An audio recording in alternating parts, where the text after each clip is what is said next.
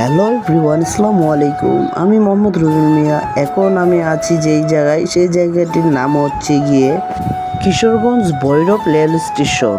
আর আপনারা যে ট্রেনটি আসতে দেখতেছেন, সেই ট্রেনটির নাম হচ্ছে কি তিতাস। আর এই ট্রেনটি যাবে ঢাকা, আর যাওয়ার সময় প্রত্যেকটি স্টেশনে ধরে ধরে যাবে।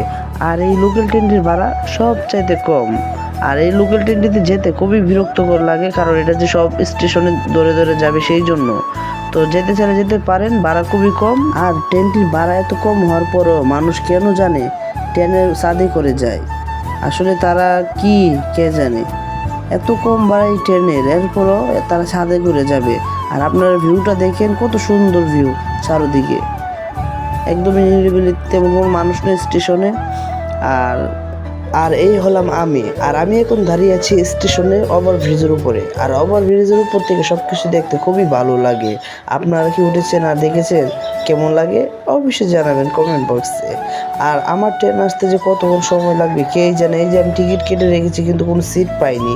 স্টার্টিং টিকিট কাটছি, কারণ এখান থেকে ভাই সিটের কোনো অপশনই নেই, কারণ এখান থেকে কখনোই আমি সিট পাইনি আর পাবো না। তাই সবসময় স্টার্টিং টিকিট কেটেই যেতে হয়, এটা আমার ব্যাড লাগ।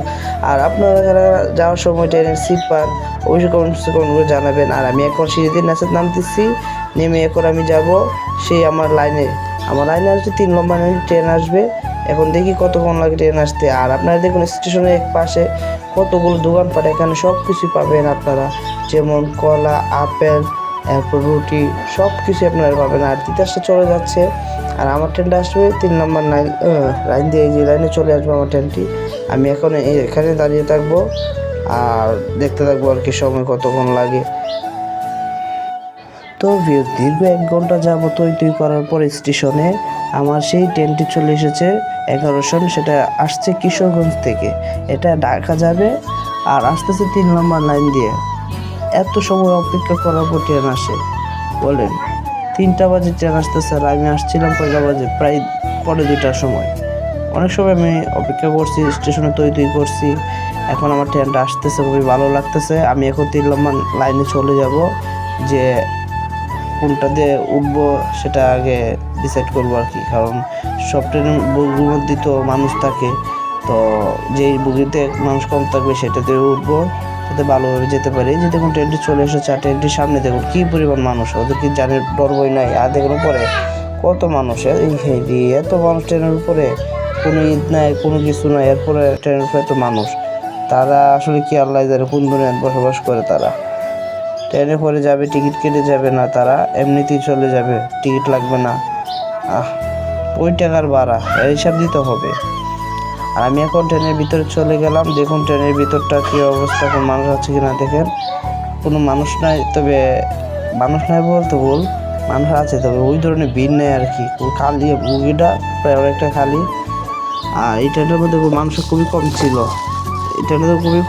এরপর মানুষ উপরে করে দিয়েছে। আর হ্যাঁ, আপনাদেরকে বলতে ভুলে গেছি, এটা হচ্ছে কি ভৈরব স্টেশনের বিশ্রাম ঘর, যে ঘরে মানুষ এসে বিশ্রাম করে, খুবই সুন্দর হাটিস করা। আর আমি এখন ট্রেনে চলে এসেছি কমলাপুরে এসে দেখেন চারদিকটা কত সুন্দর। মানে কমলাপুর স্টেশনটা আসলে অসাধারণ, অনেক সুন্দর, কত বড় স্টেশন, এমনকি সবসময় মনে হয় আলোকিত ঝকঝক করে আলো। কমলাপুর থেকে বের হয়ে সোজা আমি চলে এসেছি গুলিস্তানে। গুলিস্তান হচ্ছে কি এমন একটি জায়গা, সেটা হচ্ছে কি ঢাকার রাজধানী। আর এই রাজধানীর গুলিস্তানে আপনারা পাবেন সব ধরনের পণ্য। এখানে আপনার এমন কিছু বাদ নাই যে পাবেন না, কম দামি সব কিছুই পাবেন। আর এখানে সব কিছু সেফলি রাখতে হয়, তা না হলে আপনার পকেট থেকে উধাও হয়ে যাবে, আপনি নিজে বলতে পারবেন না। আর এখান থেকে আমি চলে যাব সদরঘাটে। তো আমি চলে এসেছি সদরঘাট বুড়িগঙ্গাতে।